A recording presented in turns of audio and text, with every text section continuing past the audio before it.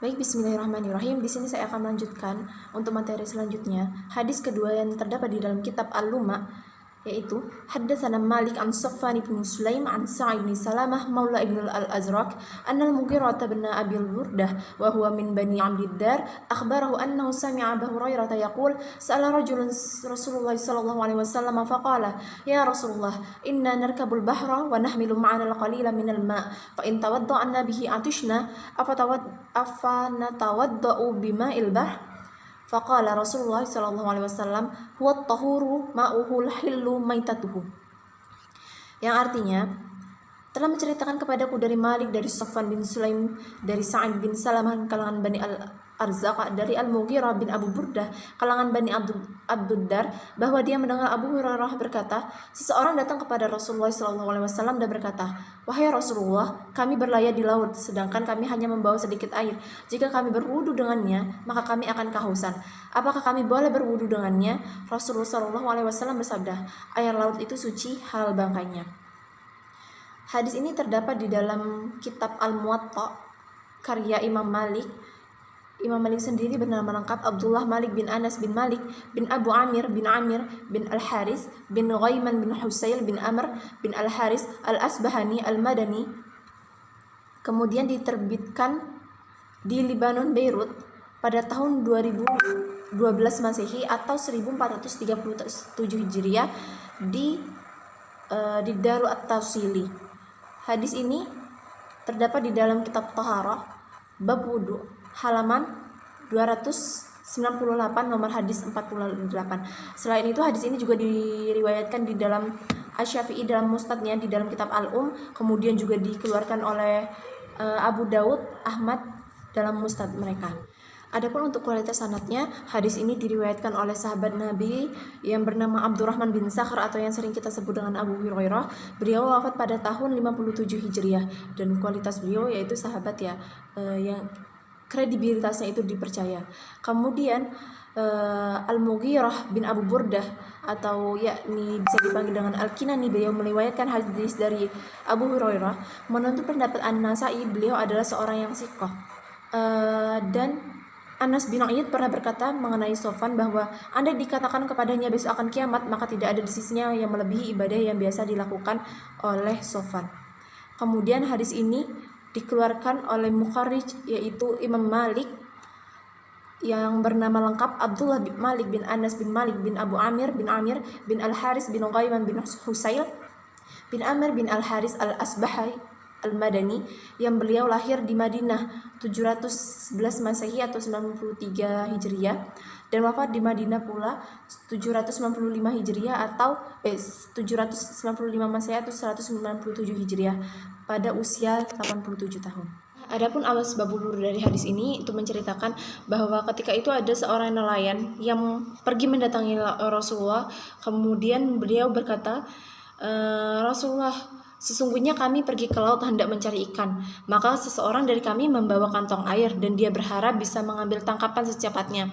Tetapi mereka tidak tahu mereka dapat mendapatkan tangkapan atau ikan tersebut atau tidak, hingga mereka sampailah di suatu tempat di laut yang mereka belum pernah berpikir bahwa mereka akan mencapainya.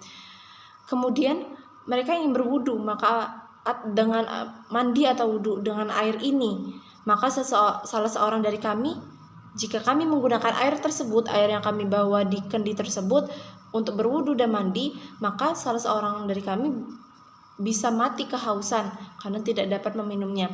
Kemudian mereka bertanya kepada Rasulullah, ya Rasulullah, apakah kami boleh berwudu dengan air tersebut? Maka air laut tersebut, maka Rasulullah bersabda, mandilah kalian dengannya dan berwudulah, karena sesungguhnya air laut itu suci dan halal bangkainya. Baik, adapun untuk syarah matan di sini saya mengambil penjelasan dari kitab Tuhfazul Ahwazi atau Syarah Jami' At-Tirmizi. Untuk kata sa'ala rajulun, seorang laki-laki bertanya. Di sini Ibnu Bashkwal menyebutkan nama si penanya atau orangnya itu adalah Abdullah Al-Mudliji. Kemudian Imam Nawawi juga dalam Syarah Al-Muhadzab berkata namanya Ubaidah. Ada yang mengatakan bahwa Al-Abd. Kemudian kalimat inna narkabu al-bahra, sesungguhnya kami naik kapal laut. Al-Hakim di sini menambahkan bahwa mereka menaiki kapal laut untuk ingin memancing, seperti itu. Wa nahnu ma'anal qalila minal ma' wa nahmilu dan kami membawa ma'ana bersama kita al-qalila sedikit minal ma' dari air. Di sini yang dimaksud al-qalila minal ma', jadi ketika mereka pergi memancing di situ, ada yang nelayan yang membawa bersama mereka air yang berada di dalam kendi kecil berupa air untuk perbekalan mereka, seperti itu. Untuk selanjutnya untuk hadis ke-8 akan dibahas oleh saudara Ali Fatur Rahman. Hadis ke-8, yakni hadasana Abdullah bin Yusuf qala akhbarana Malikun an Nafi'in an Abdullah bin Umar radhiyallahu anhuma anna Rasulullah sallallahu alaihi wasallam qala idza jaa ahadukum al-jumu'ata falyatasil, yang berarti atau artinya telah menceritakan kepada kami Abdullah bin Yusuf berkata, telah mengabarkan kepada kami Malik dari Nafi' dari Abdullah bin Umar radhiyallahu anhu bahwa Rasulullah SAW bersabda, jika salah seorang dari kalian mendatangi sholat Jumat, hendaklah ia mandi. Tahrisnya yaitu hadis ini ditulis atau terdapat dalam kitab Sahih Al-Bukhari yang dikarang oleh Abu Abdillah Muhammad bin Ismail Al-Bukhari yang diterbitkan di Damaskus, Beirut oleh Dar Ibnu Katsir pada tahun 2002 Masehi atau 1423 Hijriah, yang terletak pada bab kitab Jumat, dalam kitab Jumat, bab keutamaan mandi pada hari Jumat dan apakah anak kecil boleh menghadiri sholat Jumat. Terdapat pada halaman 174 pada nomor 877. Selain itu juga terdapat pada kitab Sahih Muslim di kitab Al-Jum'ah, bab keutamaan Jum'ah dan hukum mandi pada hari Jumat, dan pada kitab An-Nasa'i, kitab Al-Jum'ah, bab perintah mandi di hari Jumat, dan beberapa kitab hadis yang lain. Baik. Selanjutnya adalah analisis sanad. Yang pertama adalah kualitas para perawinya. Yang pertama adalah Abdullah bin Umar, yang bernama asli Abdullah bin Umar Khattab bin Nufail Al-Quraish Al-Adawi, berkunyah Abu Abdurrahman, yang beliau itu wafat pada tahun 73 Hijriah. Beliau dari kalangan sahabat. Kemudian ada Nafi Maula Ibnu Umar yang bernama Nafi, yang berkunyah Abu Abdullah, yang wafat pada 117 Hijriah. Nah, beliau itu dinilai sikoh oleh Yahya bin Ma'in. Kemudian Abdullah bin Yusuf, bernama asli Abdullah bin Yusuf, berkunyah Abu Muhammad, yang dinilai sikoh oleh Al-Ajli. Kemudian ada Imam Al-Bukhari yang bernama asli Abu Abdillah Muhammad bin Ismail bin Ibrahim bin Al-Mughirah Al-Bukhari Al-Ju'fi, yang wafat pada tahun 256 Hijriah. Beliau dinilai oleh Nu'aim bin Hamad dengan Muhammad bin Ismail adalah ahli fikih umat ini. Kemudian ada juga Umar bin Ali mengatakan bahwasanya hadis yang tidak keluar dari Muhammad atau yang tidak diketahui oleh Muhammad bin Ismail bukanlah suatu hadis. Oke, sekarang asbabul wurudnya. Hadis ini dikeluarkan oleh Ahmad, Abu Dawud, dan Al-Hakim. Dia juga menilainya sebagai hadis yang sahih dari jalan Ikrimah dari Ibnu Abbas bahwa dua orang laki-laki dari penduduk Irak mendatanginya dan bertanya kepadanya mengenai mandi pada hari Jumat, apakah ia wajib? Maka Ibnu Abbas berkata kepada keduanya, barang siapa mandi, maka itu lebih baik dan lebih bersih. Dan aku akan memberitahu kalian berdua mengapa dimulai dengan mandi. Dahulu orang-orang zaman Nabi itu kan perlu memakai wal di tubuh mereka, karena mereka itu mengangkat batang kurma di tubuh mereka. Dahulu keadaan masjid itu masih sempit sekali sehingga atap pun masih dekat dengan lantai. Kemudian Nabi pun keluar pada saat terik matahari yang sangat panas sekali. Sedangkan mimbarnya itu pendek, yaitu sekitar 3 tingkat gitu. Kemudian Nabi berkhutbah kepada orang-orang. Maka orang-orang pun berkeringat sehingga menimbulkan bau yang sungguh tidak sedap. Sehingga Nabi pun bersabda, wahai orang-orang, apabila ada hari ini, hendaklah kalian mandi, hendaklah seorang dari kalian benar-benar mengusapkan sesuatu yang terbaik yang miliki, dari parfumnya atau minyak wanginya.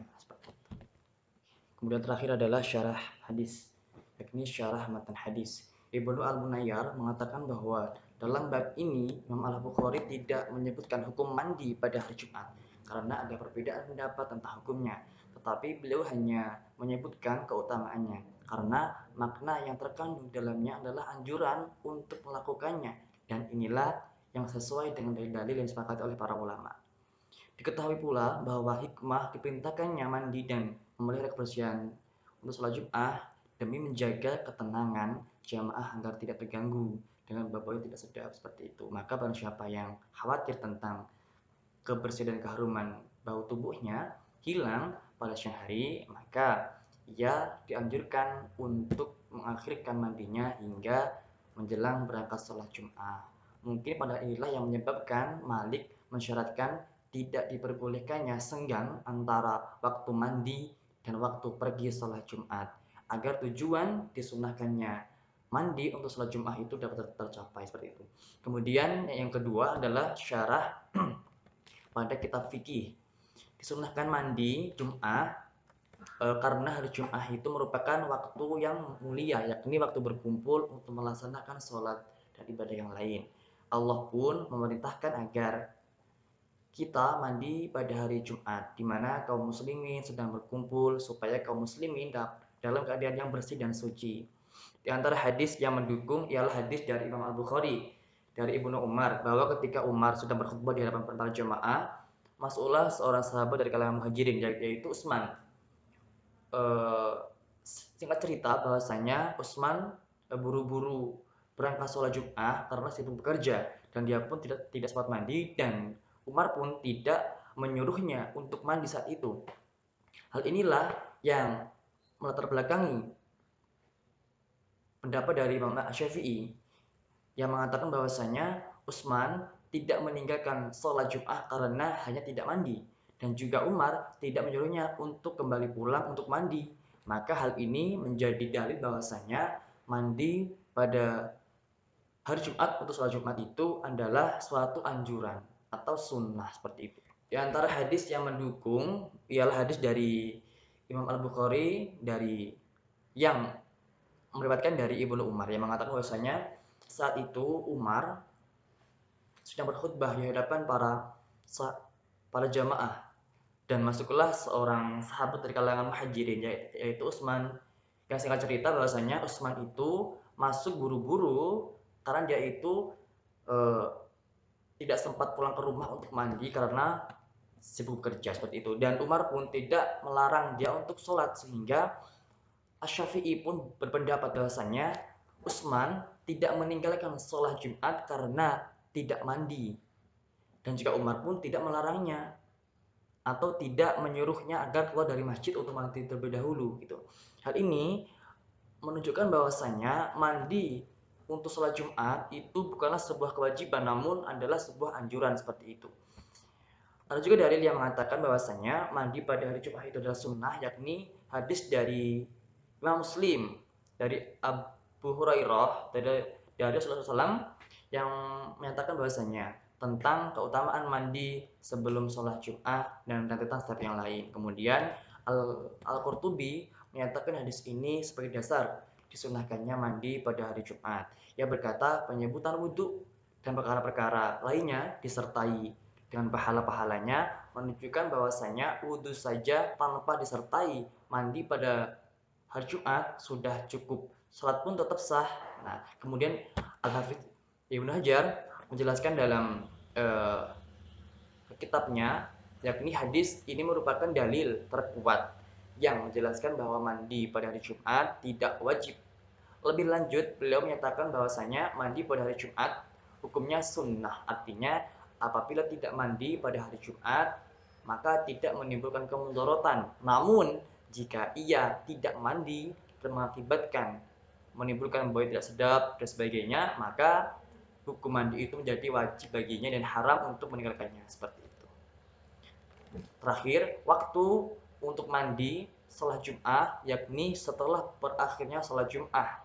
Oleh karena itu, jika seseorang mandi setelah sholat Jumat selesai, maka ia tidak mendapatkan pahala dari mandi Jumat.